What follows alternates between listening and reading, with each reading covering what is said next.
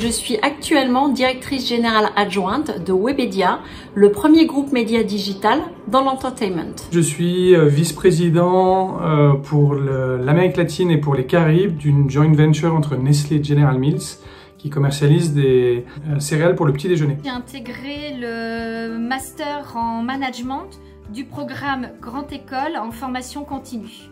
J'avais envie d'évoluer dans d'autres sphères de management notamment. Et donc après échange avec mon manager, la solution qui était proposée, c'était de partir sur un processus scolaire de master passé cadre. Je suis aujourd'hui à Shanghai et je dirige Lincoln, qui est un cabinet de talent management, donc conseil en recrutement, executive search, cabinet français. Presently, I live in China and work in Shanghai government. The most impressive experience in ASECA for me is to visit many companies, to learn multiple languages and to know European culture. J'ai choisi de rejoindre l'ESCA car c'était une très bonne école, une école qui était sans prépa, j'avais pas envie de faire de prépa, une école qui était connue pour un certain humanisme dans les cours et dans les valeurs que l'école transmettait.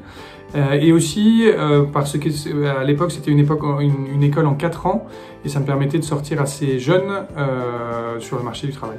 Si j'ai choisi de rejoindre l'ESCA, c'est parce que cette école alliait du pragmatisme parce qu'il y avait une vraie formation académique avec des cours forts, puissants, des matières fondamentales, mais aussi pas mal de culture générale, et ça sert toujours. Et d'autre part, une vraie immersion dans la vie d'entreprise, la possibilité de faire beaucoup de stages, des stages variés, qui permettaient de découvrir en vrai, quelque part, ce que nous apprenions à l'école.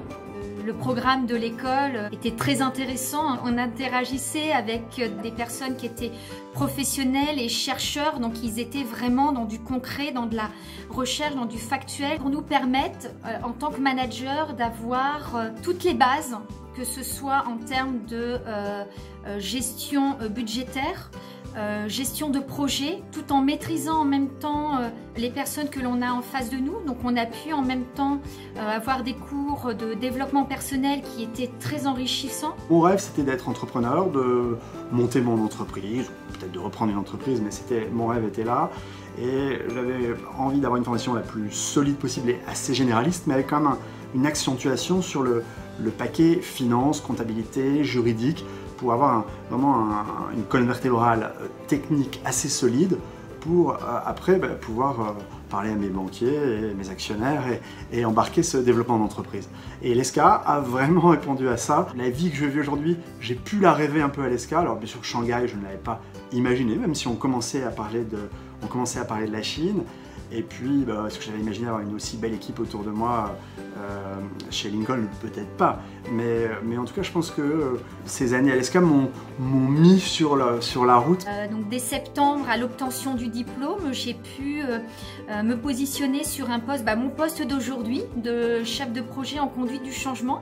Et en janvier, je change de poste justement parce que aujourd'hui, je ne gère pas une équipe. Et moi, l'idée, c'était de vraiment gérer une grande équipe. Donc là, en janvier, je vais pouvoir exploiter ce que j'ai pu acquérir pendant ma formation de l'ESCA. Ce qui est sûr, c'est que mes études m'ont donné sans doute plus confiance en moi, confiance en mes projets, un savoir-être et un savoir-faire. Et c'est ça qui, je crois, a accompagné mon parcours jusqu'à aujourd'hui. Qu'est-ce que je souhaite à l'ESCA pour ces 111 ans? 111 ans de plus, évidemment. C'est de continuer à innover, d'inventer, de casser les codes, de garder ces valeurs humaines qui font, je crois, la patte des étudiants ESCA. Pour former des entrepreneurs, des leaders qui vont, j'espère, se soucier de l'impact qu'ils auront sur la société. Mais je ne me fais pas de soucis, je suis sûr que les Escaïens vont porter toujours très haut ce message.